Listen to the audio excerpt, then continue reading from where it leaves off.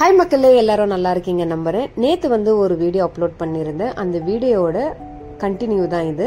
கிட்ஸோட shopping, so பசங்க chocolates எல்லாம் வாங்குறது எல்லாம் நேற்று அப்லோட் பண்ணியிருந்தேன்.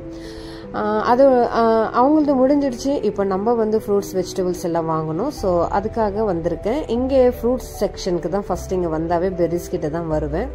ஸோ ஒரு கிரேப்ஸு, அதே மாதிரி ப்ளூபெர்ரி அது வந்த உடனே நான் வாங்கிட்டேன். அப்புறம் வந்து இந்த மாதிரி ஃப்ரிட்ஜ்லேயும் வச்சுருப்பாங்க பேக் பண்ணி. உங்களுக்கு தேவை அப்படின்னா இந்த மாதிரி டக்குன்னு வந்து வாங்கிட்டு போகலாம். இந்த மாதிரி கூட பேக் பண்ணி வச்சுருக்காங்க. பாக்ஸஸ் வேணும் அப்படின்னா பாக்ஸஸ் கூட இந்த மாதிரி நம்ம எடுத்துக்கலாம்.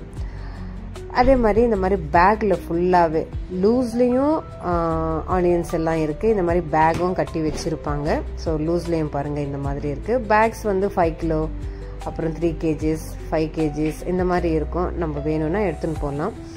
ஸோ இந்த மாதிரி இந்தியாது வெஜிடபிள்ஸ், அப்புறம் வந்து இந்த மாதிரி நிறைய இதெல்லாம் நான் பார்த்தீங்கன்னா இந்தியா கிட்ட தான் நிறைய இருக்குது பாருங்கள். ஸோ எந்தெந்த நாடுதோ அந்தந்த நாடு வந்து மேலே போட்டு வெஜிடபிள்ஸ்க்கு மேலே வச்சுருவாங்க. ஸோ நம்மளுக்கு என்ன வெஜிடபிள்ஸ் தேவையோ அதெல்லாம் நம்மளும் வாங்கணும். இங்கே வந்து கத்திரிக்காவே ஒழுங்காகவே கிடைக்க மாட்டேங்குது. ஸோ கத்திரிக்காய் தான் எனக்கு வேணும். அதனால் வந்து நான் கத்திரிக்காய் வாங்கிட்டு இருக்கேன். கேரட்டும் பார்த்தீங்கன்னா இருக்குது. இதெல்லாம் நம்ம ஊருது இந்தியா அப்படின்னு சொல்லிட்டு போட்டிருக்காங்க. அதனால் இது நான் எடுத்துக்கிட்டேன். ப்ரைஸ் சொல்கிறீங்களா? சொல்லவே தேவையில்லை. வெஜிடபிள்ஸும் சரி ஃப்ரூட்ஸும் சரி ரொம்ப ரொம்ப ஜாஸ்தியாக இருக்குது.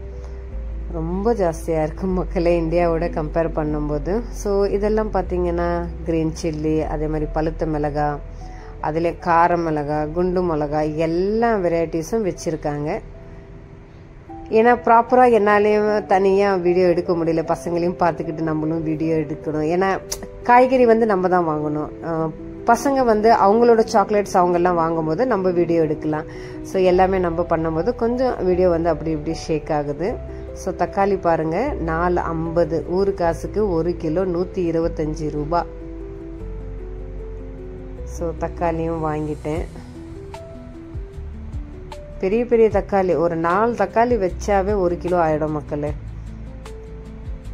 இந்த மாதிரி தக்காளி அது என்னது, பெங்களூர் தக்காளி, ஹைப்ரிட் தக்காளி, ஸோ எல்லாமே இருக்குது. அதே மாதிரி ஃப்ரூட்ஸ் எல்லாம் பார்த்தீங்கன்னா இந்த மாதிரி பேஸ்கெட்டில் போட்டு வச்சுருப்பாங்க.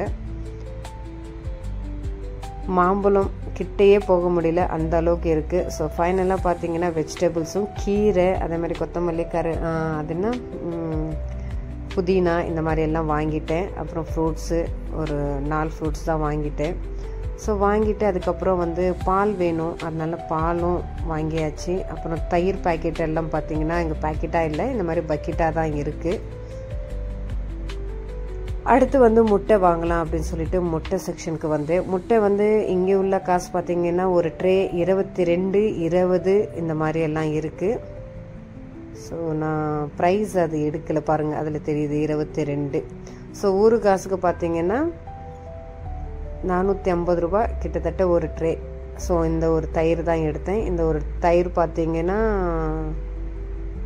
6 ரூபான்னு நினைக்கிறேன். 6 ரூபா 120 ரூபா ஒரு காசுக்கு 1 லிட்டர் தயிர்.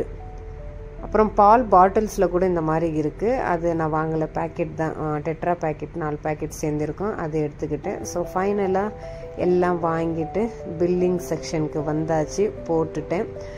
போட்டுட்டு வெளியில் வந்துட்டு பிறகு ஹஸ்பண்டுக்கு கால் பண்ணேன். அப்புறம் அவர் தானே வந்து பிக் பண்ணிட்டு போனேன் எங்களுக்கு.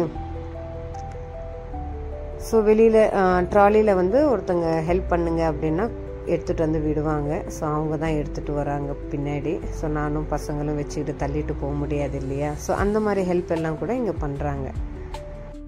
என்னோடய ஹஸ்பண்ட் சொன்ன மாதிரி 3 ஹவர்ஸ்க்கு மேலேயே ஷாப்பிங் ஆயிடுச்சு மக்களே. நாங்கள் இந்த சைடு போகிறோம், என்னோட பெரிய பையன் அந்த சைடு போகிறோம். பேச்சியே வெளியில் வந்தால் கேட்கவே மாட்டிருக்காங்க இந்த பசங்க. ரொம்ப ரொம்ப சேட்டை. இவங்களை வச்சுக்கிட்டு நம்ம நிம்மதியாக ஷாப்பிங்கே பண்ண முடியாது. அதனால் நான் இன்னைக்கு ரொம்ப கஷ்டப்பட்டுட்டேன். நெக்ஸ்ட் டைம் எல்லாம் ஹஸ்பண்ட் இல்லாத நான் வரவே முடியாது. அவரை கூட்டிகிட்டு தான் வரணும். இவங்களையும் வச்சுக்கிட்டு நம்மளும் ஷாப்பிங் பண்ணிட்டு வீடியோவும் எடுக்கணும். ரொம்ப ரொம்ப கஷ்டம். இந்த வீடியோலேயே நீங்கள் பார்க்குறீங்க, பாதி தான் இந்த மாதிரி சேட்டையாக இருக்குது.